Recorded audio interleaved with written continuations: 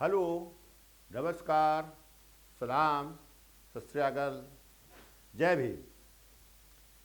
साथियों, हम लाइव पर हैं और आप लोग जुड़िए और कुछ बातचीत किया जाए।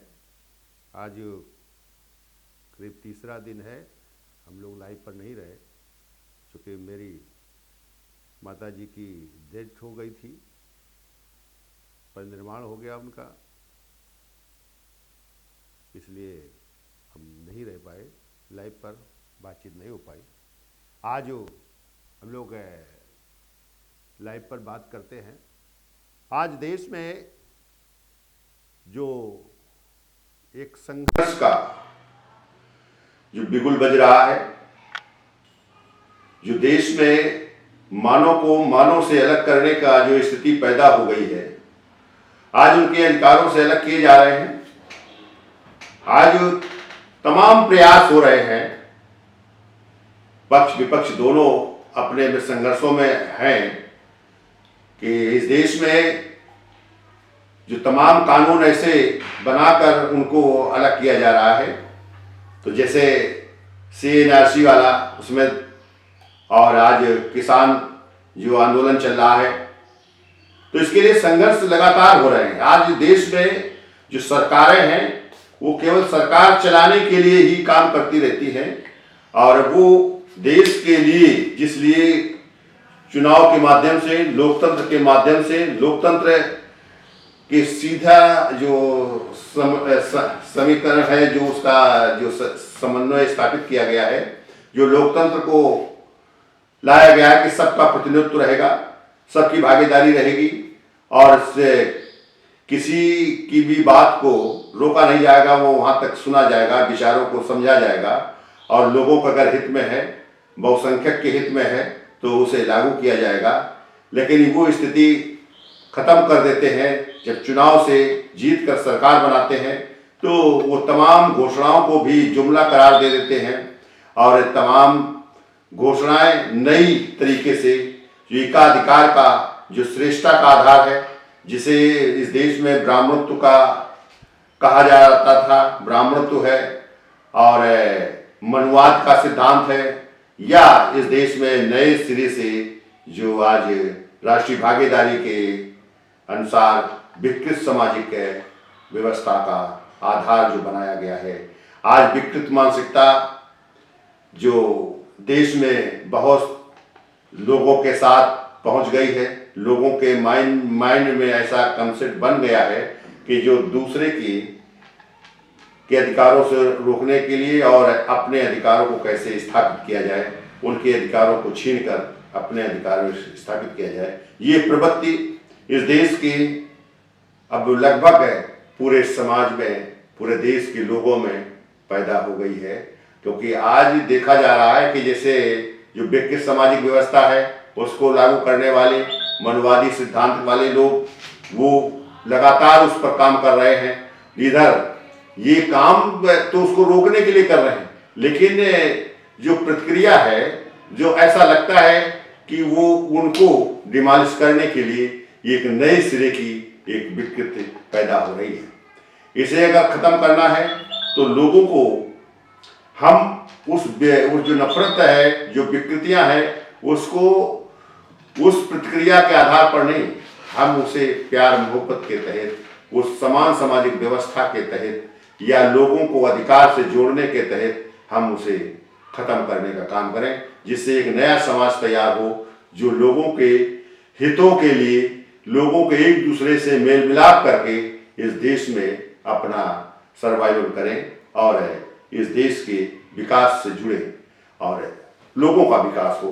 तो ये तभी संभव है जब इस देश में भागीदारी सिद्धांत को, जो लोकतंत्र है, लोकतंत्र को सही व्याख्या करके, क्योंकि लोकतंत्र के माने प्रतिनिधित्व है, हर स्तर पर प्रतिनिधित्व अगर स्थापित हो जाए, अगर स्थापित किया जाए, तो किसी का नुकसान नहीं है, हर व्यक्ति का विकास से जुड़ेगा और हर व्यक्ति का केवल फायदा ही फायदा है, उसमें कोई किसी का नुकसान नहीं है। लेकिन श्रेष्ठता ऐसी है जो एक, जिसे विकृत हम कहते हैं, जो पागलपन लोगों के अंदर एक ऐसा घर बना लिया है, कि वो जो शैतानी प्रवृत्ति है वो ऐसी लोगों के अंदर पैदा हो गई है या पैदा कर दी है, क्योंकि वो जो सिद्धांत है मनवाद, वो के इस देश में तमाम समाज को, जो खास तौर से इस देश का जो मूल निवासी है उसको खिलाफ काम करने का, या उसको कैसे हम विकास से बाहर रखें या कैसे उसको इंसानियत से बाहर रखें, ये जो प्रवृत्ति पैदा है उसको कैसे खत्म किया जाए। और जिस दिन हम इस देश में उस प्रतिनिधित्व को समझ लिया या उसको आज तक नहीं समझ पाए हैं, क्योंकि आज जो उसमें भागीदारी के लिए जो आरक्षण की व्यवस्था की गई थी उसे लोग डिमोलिश करते हैं, जबकि आरक्षण नहीं, सीधा सीधा जिसकी जो इस समाज की जैसी संख्या है, चूंकि यह विभिन्नताओं से समाज है, विकृतियों का इसमें पहले से समावेश है, चूंकि देश में जो समुदाय हैं, जो धर्म हैं, जो जातियां हैं, ये एक दूसरे के खिलाफ हैं या एक दूसरे के खिलाफ काम करने वाली हैं या एक दूसरे से मिलकर नहीं, ये अपनी श्रेष्ठता को जन्म देते हैं। तो इसलिए उसे लोकतंत्र के माध्यम से समन्वय बनाने का एक केंद्र बनाया गया था कि इस देश में ये अखंड भारत है, तो फिर इस देश में हर व्यक्ति का प्रतिनिधित्व होगा, एक दूसरे के साथ भाईचारा पैदा करके भाईचारा के माध्यम से हम काम करेंगे।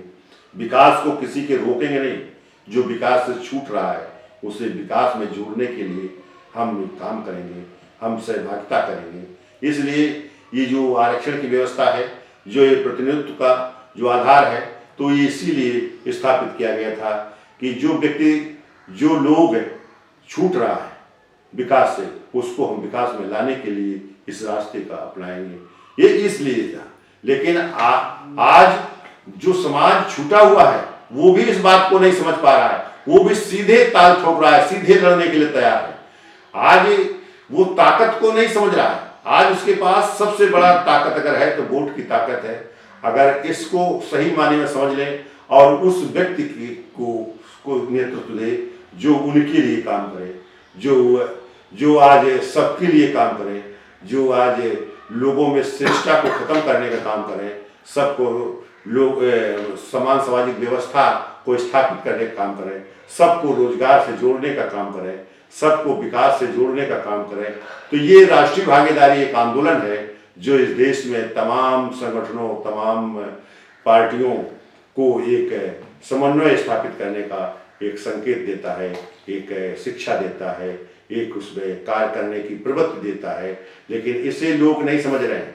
अभी मैं इस चुनाव में, पंचायती चुनाव में मैं बहुत बड़ा प्रयास किया कि इसे लोग अपने केवल जबान में लाए, कि लोगों का वोट उस आधार पर जाए कि भाई उसे क्या क्या जरूरत है, क्या क्या उसको किया जाएगा विकास के लिए, तो उसे सामने खुलासा करें। आज वो करने के लिए कि मैं अगर आ गया, मैं अगर जीत गया तो मैं सब काम करूंगा और लोगों को हम विकास से जोड़ेंगे, उनको अगर छूट गए हैं तो उनको हम संसाधन देकर या उनको संरक्षण देकर आगे लाने का काम करेंगे। लेकिन इसको खुलासा नहीं कर रहे हैं कि जैसे खुलासा ये जैसे सरकारी मानक है कि भाई सबको जो किसान है, भूमिहीन किसान है या भूमिहीन मजदूर है, तो उसको हम के भूमियुक्त किसान करेंगे। तो आज तक इस पर कोई खुलासा नहीं हुआ कि अगर हम जीत के आएंगे तो भूमिहीन किसानों को भूमि देने का मानक के आधार पर करेंगे।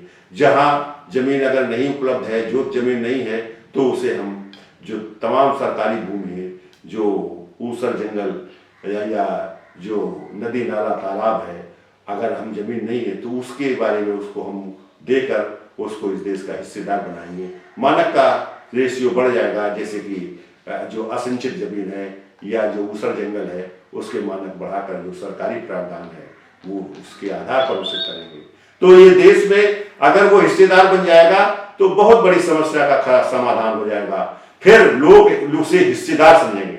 आज तो उसे रिफ्यूजी या गुलाम की तरह उससे व्यवहार करते हैं। ये आज तमाम तरह की घटनाएं आती रहती हैं कि महिलाएं अगर शौच जाती हैं तो उनके साथ बलात्कार होता है, उनको मारा जाता है। तमाम तरह की जो पेपरों में आया करता है, लगभग रोज ही इस तरह की घटनाएं पूरे देश में होती हैं कि जो आज बलात्कार की जो घटनाएं हो रही हैं।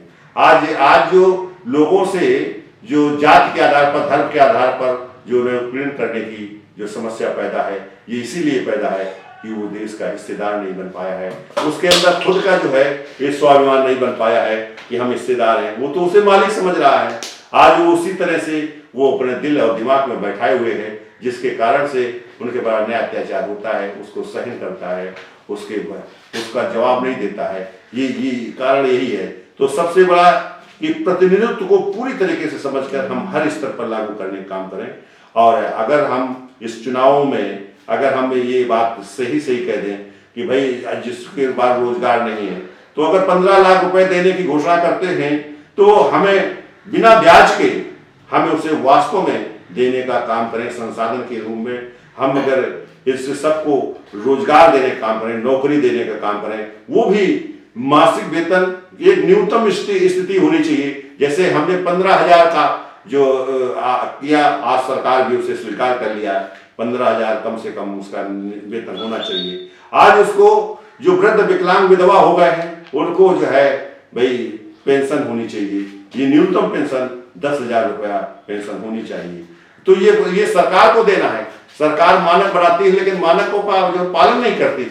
ये इसलिए कि इस देश की प्रवृत्ति वो नहीं आती। जो सरकार बनती है तो इस सोच विचार के तहत नहीं होती है। अगर इस देश की जनता या इस देश के लोग अगर इस बात को उस वोट देने के उस पर ला दें कि नहीं, हम उसी व्यक्ति को वोट देंगे जो हमारे इन अधिकारों को पूर्ति करेगा, इसके लिए जो संघर्ष करेगा, जो इसको लागू कराने का काम करेगा, तो फिर इस देश में वो लोग जो चुनाव में जाते हैं, जो प्रतिनिधि बनते हैं, तो उनके भी अंदर आए कि नहीं, हम अगर जीत के आए तो ये करेंगे, हम जीत के आए तो ये करेंगे। तो लोगों को जो वास्तविक है कार्य उसके करने के लिए ये वादा होना चाहिए, संकल्प होना चाहिए, वो सोच बननी चाहिए। तो फिर देश में वो प्रतिनिधि नेता इस देश में काम करेगा। और इस देश में जो तमाम अनजाने में तमाम जो है माफिया भ्रष्टाचारी ये जो पहुंच जाते हैं वो सरकार में नहीं पहुंचेंगे। यहां तक कि तो सरकारों में 302 तक का कर किए हुए या अपराध बहुत बड़े आतंकी की घटनाएं किए हुए वो लोग सरकारों में पहुंचते हैं, वो छोटी इकाइयों में पहुंचते हैं, प्रधान बनते हैं। तो इसलिए जो है आतंक की घटनाएं या नक्सलियों की घटनाएं बढ़ती रहती हैं। इसे रोकने के लिए हमें चाहिए कि उन मुद्दों को खुलासा हो और मुद्दों को साथ में इस देश में इतना लोगों के अंदर प्रचार होना चाहिए कि लोगों का जो दिमाग है, ये माइंडसेट जो है ये बन जाए कि नहीं, हम अधिकार के ये वोट का सही तरीके से इस्तेमाल करेंगे। हम 100 रुपए 50 रुपए या दारू या मुर्गी में नहीं बिकेंगे, हम 500 रुपए 1000 में नहीं बिकेंगे, हम धोती साड़ी में नहीं बिकेंगे। इस तरह की जो एक कंसेप्ट बन जाए तो फिर इसको बनाना पड़ेगा। इस देश के लोगों को या देश में काम करने वाले लोगों को उनको चाहिए कि इस तरह की प्रवृत्ति लाएं। और देश में अगर ये मुद्दे के खुलासा करके मुद्दे को करके अगर चुनाव में जाएं तो वोट भी उसी आधार पर जाएगा, एक सोच बनेगी तो उसका काम होगा। और जो काम नहीं करेगा तो देश से बाहर होगा, वो इस देश में भी नहीं रह पाएगा। मैं इसी बात को आज यही समाप्त करूंगा और लोगों से जरूर अपील करूंगा कि भाई इसमें जुड़े। ये आपके लिए है, ये देश के लिए है, ये देश के लोगों के लिए है। और अगर जिस दिन आप इस धारा से जुड़ेंगे, ये कोई इसमें बड़ा नेता नहीं बनेगा, ये केवल लोगों तक पहुंचाना है। और इसमें हर व्यक्ति को रोजगार देने की स्थिति भी पैदा होती है। अगर जिस दिन आप राष्ट्रीय भागीदारी आंदोलन के सदस्य बन गए, अगर इससे के कंसेप्ट से आप जुड़ गए, अगर इसमें मैन पावर सिस्टम से अगर जुड़ गए, तो देश में हर समस्या का समाधान होगा। क्योंकि इसमें समाज बनेगा। समाज में तमाम सामाजिक स्तर पर संघर्ष होते हैं, लेकिन बिना परिणाम के संघर्ष बंद हो जाते हैं। वो यही कारण है कि हम अगर संगठित होकर काम करें, तो आज जैसे किसान आंदोलन चल रहा है, अगर हम संगठित हो जाएं और संगठित होकर करें तो ये सरकार को बिल वापस लेना पड़ेगा और बिल ही नहीं वापस होंगे। अगर सरकार वापस नहीं करती है तो ये देश में आंदोलन करने वाले लोग उस व्यवस्था को लागू कर देंगे कि पूंजीपति फेल हो जाएगा उसके वो, और इस देश में तमाम लोग क्रय विक्रय करेंगे और व्यापार करना शुरू कर देंगे। ये देश में जो किसान है केवल उत्पादन करने का के अलावा इसने व्यापार में हिस्सेदारी ले लेगा। और यह देश में हर व्यक्ति काम करने की प्रवृत्ति पैदा हो और इस देश में जो तमाम आंदोलन बिना परिणाम के खत्म हो जाते हैं या सरकारें उसमें कोई ध्यान नहीं देती हैं, तो ये सरकार को ध्यान भी देना पड़ेगा, अन्यथा अगर उस पर नहीं स्थिति साफ करेगी तो फिर सरकार से बाहर जाएंगे। आज सरकार में कोई काम नहीं किया इन आंदोलनों को, उस पर चाहे CA/NRC का आंदोलन रहा हो, चाहे किसान आंदोलन हो, इस पर कोई काम नहीं कर रहे, लेकिन किसान का दूना फायदा की बात करके इसलिए वोट चाहते हैं। और ये तमाम 5 प्रदेशों में जो चुनाव हो रहे हैं, ये पंचायत में चुनाव, उत्तर प्रदेश में जो चुनाव हो रहा है, इसमें तमाम लोग इस तरह की नहीं हम देश में सुशासन दिया है और सुशासन देंगे, हम उनमें सुशासन देंगे, हम सबको रोजगार देंगे, हम सबको रोजगार देंगे, हम किसी को अलग नहीं करेंगे, या देश सबका है, हम उसमें आरक्षण व्यवस्था रखेंगे। हम आज ये नहीं बता रहे हैं कि हम इसको देश को निजीकरण की तरफ ले जा रहे हैं, हमें देश को बेचे दे रहे हैं पूंजीपतियों के हाथ में, ये नहीं बात कर रहे हैं, लेकिन ये वो नहीं कर रहे हैं। तो इस देश के लोगों को काम बताना चाहिए कि नहीं, ये लोग क्या झूठ बोल रहे हैं, ये लोग इस देश को बेचने का काम करने आ रहे हैं।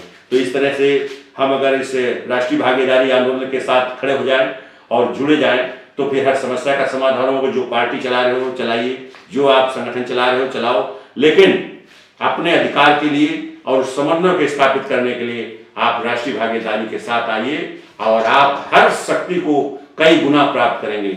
आप अगर पार्टी चला रहे हो तो अगर जो संसद या विधानसभा में नहीं पहुंच पा रहे हो तो पहुंचने का काम भी सफल होगा। मैं अपनी बात का यही रोकता हूँ। धन्यवाद।